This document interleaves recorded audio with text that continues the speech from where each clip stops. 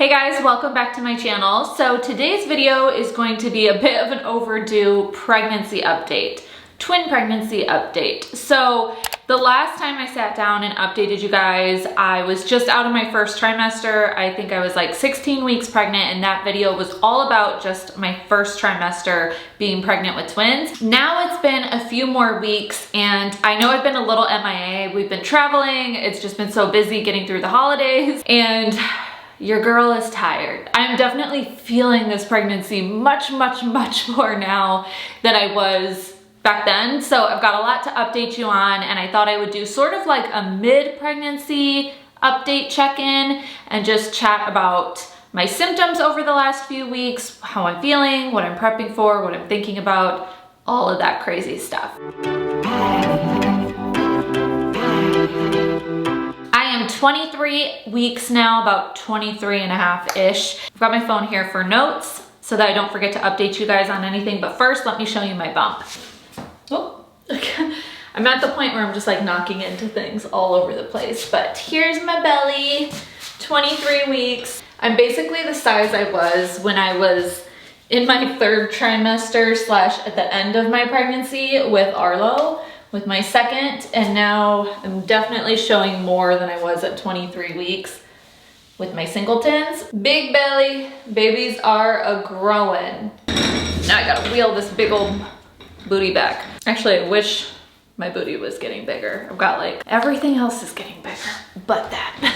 Okay, so first things first, I will pick up with where I left off from my last update. In the last update, like I said, I was 16 weeks, so I was talking a lot about what I was feeling at that point, and I feel like that was sort of the turning point when I started really feeling like I was in my second trimester, when the bump and the belly started making itself much more like prominent. I wrote down that at 16 weeks, I started to feel like a tightness in my belly. I don't think it was quite Braxton Hicks at that point, but it just like felt more noticeable, if that makes sense.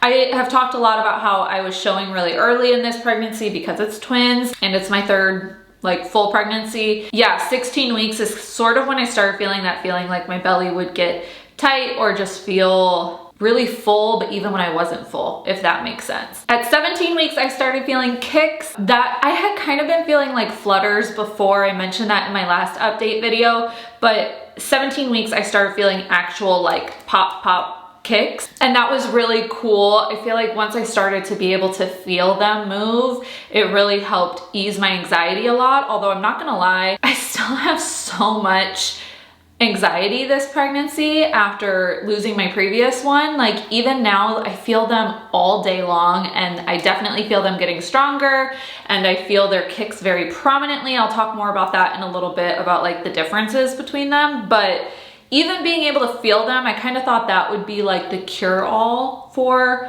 my pregnancy after loss anxiety, and it's not. So, like, it's very much still there. So I share that not to like scare anyone, but just, you know, I feel like talking about these things kind of normalizes them a little bit. So if you have noticed the same with yourself, just know you're not alone in that. Like I definitely still get in my head a lot. I notice that between appointments, I tend to go to like a worst case scenario point, or I just get like kind of nervous, like really nervous. And then after each doctor's appointment, it resets me. It makes me feel like on top of the world. I feel totally level-headed and normal. And then over the next couple weeks leading up to the following appointment, I start to feel a little cray-cray again. So yeah, the anxiety is definitely still there, but feeling them does ease the anxiety a lot, especially because I've been able to feel their movements become stronger and more prominent and different. So it does help a lot. It's actually been really cool being able to feel them. Like, I don't know if it's because there's two in there or because this is a pregnancy after loss, but I feel like so connected to this pregnancy. And I'm not gonna lie, I felt with my second, with Arlo, I felt like it took me a really long time to like truly connect to that pregnancy. Like I was obviously in it, I was so happy. Like it wasn't like I felt super disconnected, but I didn't feel that like magical, like, I don't know, I just didn't feel like the magic I felt the first time around. I don't know if there's ever anything like that. Like I had a very smooth, joyous, I don't know what, pregnancy the first time. I was really, really lucky there. And I just like loved being pregnant. I felt really connected to Christian the entire pregnancy. And with Arlo, I felt like maybe because it was my second boy and I didn't know what to picture. I was sort of picturing like another Christian, and I didn't really feel super like clung on until the very end. And this pregnancy, I feel like I'm very like connected to them and very attached. So part of what's been contributing to that for me is just all the movement. Like I feel them move so much, and because there's two in there, like I will feel them move on both sides. I'll talk about their positioning in a little bit, but I feel them move on both sides. I feel like different types of movements. I can tell what's a kick and what's just them flipping around. I can tell which one is kicking based on their positions from our appointments. And so I feel like I can really envision them and like who they are, at least movement wise. And it is starting to contribute to like their little personalities in the womb at least. So it'll be super interesting to see what they're like once they're out too. So at 18 weeks is kind of when I started feeling all of this various movement and like distinct kinds of movements. That week, I also started getting Braxton Hicks, which was pretty early for me. I usually get Braxton Hicks around like 24-ish weeks, but I started getting them very distinctly at 18 weeks, and they have progressively gotten worse. So now that I'm 23, I get them obviously much more when I'm active or if I'm like up and about doing things, and the tightness is like getting much more intense. My doctors know about it, like it's nothing to worry about at this point. With how frequently I'm monitored, like they know it's not like actually me progressing to labor, but my body is definitely in that sort of preparing, faking it out phase. And the Braxton Hicks have gone from being like noticeable to now they're uncomfortable when I have them. So it's just, and I'm 23 weeks. So it's like at this point in my singleton pregnancies, I maybe hadn't even gotten them yet, or I was just starting to get them. But those came fairly early for me this time at 18 weeks. Then at 19 weeks, we had the anatomy scan. That was like a really big deal for me. I had a lot of anxiety around it just because you can find out some serious stuff at an anatomy scan. And we are so thankful that ours went really smooth. Both babies were doing really well, are doing really well, like no surprises, nothing negative about the appointments in terms of their health. And so I just was so relieved and happy when we left to know that like they're okay. And that kind of felt like a really big hurdle, like a big milestone for us to make it past and just feel like really good about this pregnancy and them growing and doing what they need to do. I will say the anatomy scan was very different than I've experienced in the past, partly because it was so medical. It was so like, they're always medical, right? Like the anatomy scan is a long one. They're measuring for a lot of different things. It's pretty intense, and you know, they're checking for a lot of really important potential issues. And that was the same this time. But it took double the length of time because there's two babies. They're doing like a full exam on each baby. And then on top of that, like because they're so squished in there already and there's two in there, like, you know, it was all a little zoomed out. It was a little hard to get some of the photos they needed. In the past, like at the anatomy scan, that was kind of the first appointment where we got to see our babies' faces. Like I actually, after this anatomy scan, I found the pictures from my first pregnancy, and that was like our first 3D one. We got to get a little view of what his face looked like.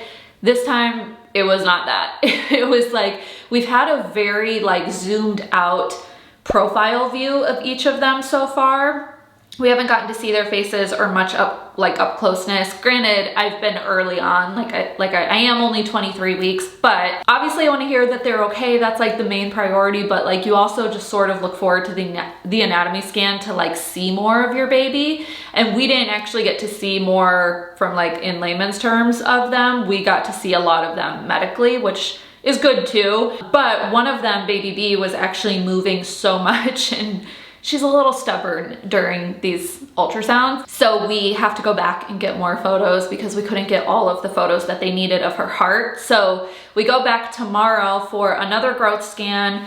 That will have been 4 weeks from the anatomy though. It's like they didn't have us come back right away. They weren't super worried about it, but we do need to go get some more follow-up pictures of baby B's heart tomorrow when we're already there for our next growth scan. So that'll be good just to like wrap it all up, make sure we have everything we need, because like I said, this experience, like we were so glad there were no major issues, but I didn't feel like I totally got like the fluffy reassurance that I was looking for, because we were still missing some pictures.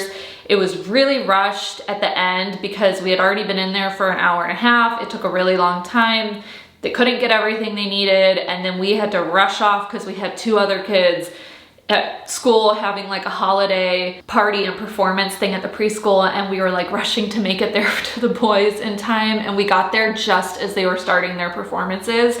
Like we walked in and they were starting, and Arlo saw us and his eyes like lit up, and it like made me so emotional. But it was the first instance where I was like, okay, we're balancing the needs of 4 different kids, because we have the 2 in this doctor's appointment, we have the 2 at school that are waiting for us to get there, and we're rushing from one to the next. And it was good practice, I guess, for once they're out. But like I felt kind of flustered leaving the appointment.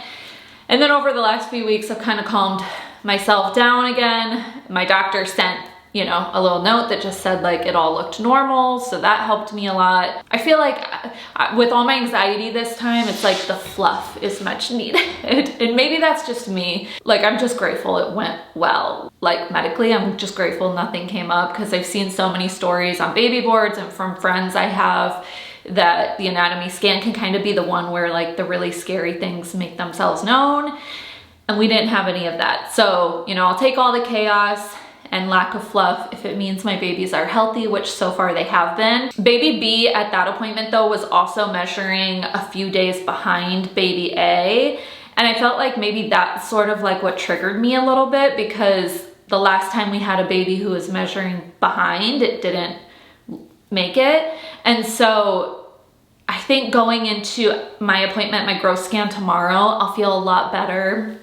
Just knowing that they're measuring both really good and that they're both really healthy, and we get the heart pictures that we need, and then I can kind of breathe a sigh of relief. My doctor did reassure me that like, even though baby B is measuring a little bit behind, that's normal. She's still within range. It's like there's kind of a buffer anyways.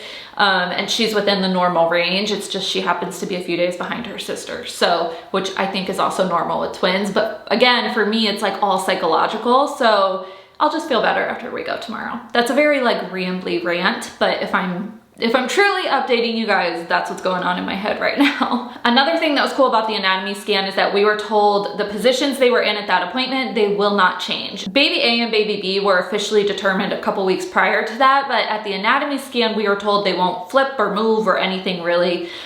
They might flip versus, you know, being breech or being head down, that kind of thing, but they won't switch sides in my body. So baby A is always on my left side. We also use the placentas because they each have their own placenta. We can use the placentas to determine which one is which in the appointments.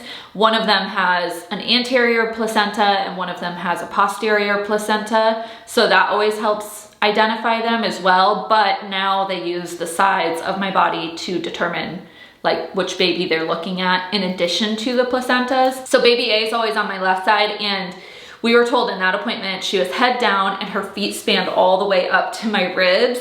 Like she had to move the monitor thing all up here to see her feet. And it was making so much sense to me because around that time, around 19 weeks or so, I also started getting a lot of like rib pain, like pressure up here, because the babies were getting so long that like I could feel baby A kicking up here. And then baby B was sort of the opposite. She was breech.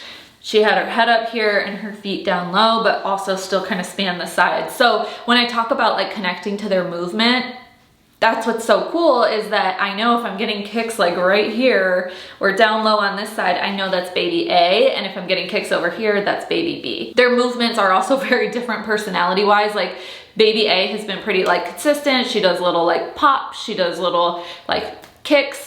Baby B is like our wild one. Like I said, she was moving so much we couldn't get her heart pictures. She was breech for a really long time. She is often punching things or kicking things in the ultrasounds. At one point she was like kicking her sister's head. Another time she was punching the membrane in between them. Her movements are much more like kind of erratic and don't feel like consistent. They feel a little bit more all over the place. So it's just funny to like see that kind of thing come to life or come to light in the pregnancy too. At 20 weeks, Jordan could finally feel movement on the outside too. So because I started feeling them at 17, I was like dying for him to be able to start feeling kicks. And now we're kind of in that weird phase where I'll feel kicks and I'll call him over and I'll be like, put your hand here. And as soon as he puts his hand there, they stop moving. I feel like it always looks like us pregnant ladies are like lying about it, but they, like these babies know, they just are calmed, I think, by another hand on the belly. But yeah, at 20 weeks, he finally was able to like feel the baby's kick with his hand on my belly, which was really cool. And Christian has also felt them kick at this point. And that's just like super special. I can't wait to get even further along and have him feel them even more prominently. I also, at some point over the last couple weeks, I don't know when, but sometime between 20 and 23, I started seeing movement. Like I could actually see pops from my belly right in the middle. So I know, you know, as I get further along, I'll start to see the sort of alien movements, like move across my belly and that sort of thing like I've seen in the past. But I can sometimes now see their kicks from the outside. So it's just cool that, you know, again, that's like the kind of thing that reassures me that they're doing good, because I couldn't see those a few weeks ago, but I can see them now, so they're clearly growing and getting stronger. Oh, actually I have a note here. I could see the kicks on the outside at 21 weeks, and that same week at 21 weeks, baby flipped and was head down. We had a really quick appointment, and in that appointment we got to see them both and see their positioning, but I actually also could feel her the week before. Like I had a suspicion that she had flipped and was head down because I started feeling more kicks up here and my ribs on the other side. And I started feeling movements like really low with her, but also like that high rib pain too. So I thought maybe she flipped. And then when we went to our doctor's appointment that week, they confirmed that she was head down. So as of right now, unless she's flipped again over the last week or so, but as of right now, they should both be head down. We'll confirm it at my appointment tomorrow, but that's great news for us because as long as babies are both head down, I can attempt a vaginal delivery, and I have until 32 weeks to kind of solidify that. Like I said, baby B has been breech for up until this point, and it's never concerning because I still have quite a ways for her to flip. But because she's already flipped, I hope she just stays that way from now on. I would think she kind of needs to, because they don't have a whole lot of room in there. In our last appointment, they showed us their heads were actually so like squished together. They looked like identical twins, like sharing a sack, because they were so tight, and they're like head to head, like in terms of who's closer at this point. But yeah, we'll see. Hopefully all stays well and they both just stay head down. So speaking of delivery, that's sort of where my head's at right now. Like, even though I'm only 23 weeks, it feels a little early to talk delivery. At the same time, at all of my appointments, we talk a lot about the risks for preterm labor, and I'm trying to mentally prepare myself for what's our plan gonna look like? What are we gonna do with the boys? I'm like slowly putting together my hospital bag just in case something did happen, or, you know, so that later when I'm even bigger, I don't have to pack it all. And I'm sort of getting my head in the right place for that, because you'd be amazed how much you forget when it's been a couple years since you have delivered a baby. I have no sort of birth plan this time. I really don't do birth plans personally, because after my first time giving birth, like I see how so much of it's up in the air. Like you really don't know what it's gonna be like until you are in the act of like in labor. And with Arlo, his labor was just so crazy. So I don't really plan a whole lot birth plan wise, but my hope and my plan is that I can deliver these babies vaginally. That's what I've done before. And then, you know, we'll see. My risks are always greater for a C-section, whether that be like a planned one or an emergency one in the moment, especially with 2 babies we're dealing with. I could always need to deliver, like I could successfully deliver baby A vaginally and still need an emergency C-section for baby B. That's always a possibility. So I'm sure as I get further along, I'll talk about those things with my doctor. But right now the plan is to attempt what I've done in the past. Trying to think of anything else. I'm getting the nursery together. My appointment tomorrow. Oh yeah, my appointments. So we are at the doctor's a lot. I've talked about that, I think, in my last update video. It ends up feeling like we're there every week or so for various things, whether it's ultrasounds or growth scans or cervix checks or blood work or OB appointments. Like there's so much more to be involved in this pregnancy, which I love. Like I will gladly be there every single week. I would go twice a week if they wanted me to. But at this point, being 23 weeks, midway through, at this point, I'm going for a cervix check every 2 weeks. And that's where they do an ultrasound internally to just see if my cervix is shortening at all. Because if it is shortening or getting smaller, that could be a sign of preterm labor. That could mean like, you know, my body's going into labor sometime soon. It's not. For me, my cervix, Jordan and I keep joking about it because for me, my cervix actually looks like it's getting longer in each appointment because I had an appointment a couple times ago where I was having a Braxton Hicks and I was contracting during the appointment. Even contracting, the measurement was like healthy and totally good. But because of that, and they documented it, now at every appointment afterwards, it looks like my cervix is longer than it was in the past. So I'm like totally clear there. They have used the term beautiful cervix with me. So, you know, put that in the yearbook. But I go every 2 weeks for one of those, and then I'm going every 4 weeks for a growth scan, which is basically like a mini anatomy scan. It's like they measure every little thing, and they're like, I feel like I'm holding my breath through the whole thing, but those are also nice because those are the appointments where we get to see the babies the most. And then, you know, I'm still going to see my OB and do like my regular appointments that I would during any other pregnancy as well too. So it's a lot, but it's been very good. I'm very grateful for all the extra attention. Like I said, I'm like, give me all the hands-on attention and fluff and all of that this time around to help ease my nerves. The one thing we haven't gotten to do though, like I mentioned, is like we haven't seen them in 3D at all yet at this point.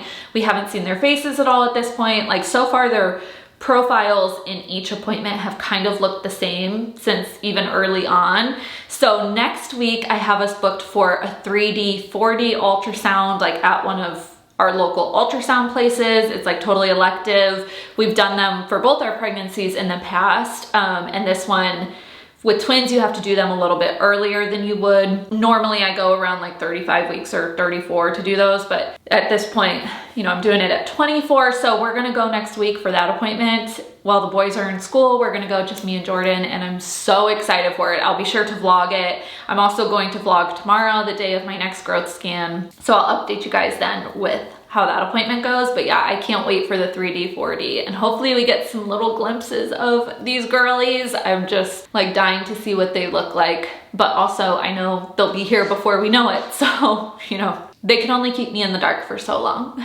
I'm also done with travel now. I actually just got back from a trip to Austin again because my sister-in-law had her baby. I'll talk more about that in the vlog when I vlog tomorrow, but that was my last flight for this pregnancy. My doctor was like, yeah, you pretty much should just stop flying whenever you start to get really uncomfortable.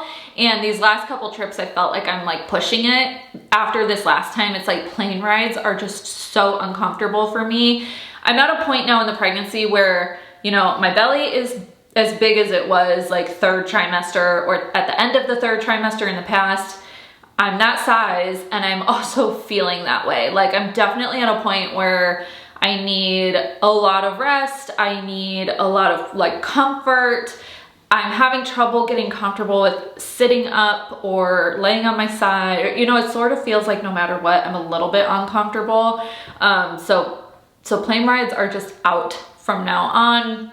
And I will be sticking close to home because, you know, not only do I want to be close in case something were to happen, but it's also just like, I am like really struggling with walking around a lot, but then if I sit down a lot, I'm uncomfortable there too. Like it's at a point now midway through the pregnancy where I'm pretty uncomfortable. So yeah, I try to just find that balance. And that's why sometimes I might go MIA here like on YouTube, or I might take a break from Instagram for a day because I need to just lay and do like nothing. Even sitting here for, you know, 20 something minutes filming this video, I'm now feeling weight under my belly where I feel like I need to stretch my body out because just sitting here like this for this long is now starting to feel kind of uncomfortable. Which reminds me, another thing that I didn't mention, and I don't know when it started, sometime over the last couple weeks, is I'm having like sciatic hip pain.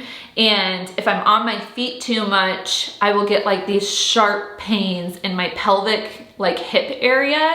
It's actually the exact same area and feeling from when I was in a car accident a few years ago and I broke it before we had kids, but it feels exactly like it felt when I was recovering from my car accident, but the way it felt when I was, you know, like 2 weeks out from my car accident, that's how I feel now after a day on my feet. There's actually a brand of footwear I've been wearing a lot. I get questions about them on Instagram, but Jordan actually got me hooked on them from a social media ad. They're called Cane footwear, and they're for like athletes recovery. I'm having pregnancy brain and completely blanking on the terminology for it, but I'll put the link for it in the description box because I've been wearing those shoes through airports, or I wore them to the zoo one day when we went to the zoo. And if I wear those, I don't get the pain after being on my feet all day. But any other kind of shoe, if they don't have that kind of support and that kind of like recovery build, I get insane pain. I was feeling it this morning, even just from doing chores around the house. So that's like new, but that is also something my doctors have said is normal. It's just like there's so much weight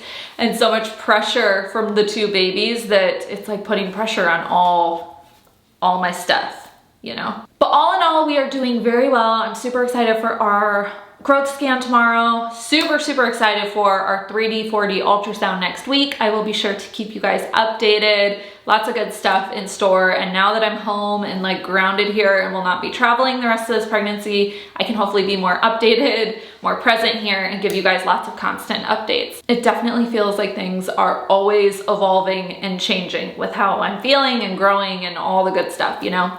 So if there's anything I missed or anything you guys have questions on, leave me a comment down below. Maybe I'll do like a Q&A and kind of compile some things. But I think that's about it for today. Thank you so much for watching, and I will see you in my next video. Bye.